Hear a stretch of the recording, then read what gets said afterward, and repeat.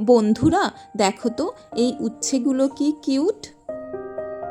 প্রথমে কড়াইতে তেল গরম করে একটা চেরা কাঁচা লঙ্কা আর কালো জিরে ফোড়ন দিয়ে দিলাম। তারপর সেই ছোট্ট ছোট্ট কিউট উচ্ছেগুলো খুব ভালো করে ভেজে নিলাম।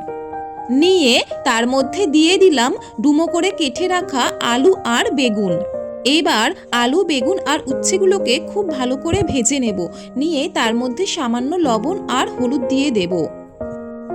তারপর আর কি ভালো করে নেড়ে চেড়ে জল দিয়ে দেব। আর কোনো মশলা কিন্তু এই রান্নায় যাবে না। এবার বলি, এই উচ্ছেগুলো আমাকে আমার পাশের বাড়ির এক কাকু দিয়েছে। আর আমি তো তিতা খেতে বেশ ভালোই বাসি, তাই সেটা দিয়ে বানিয়ে ফেললাম এই তরকারিটা।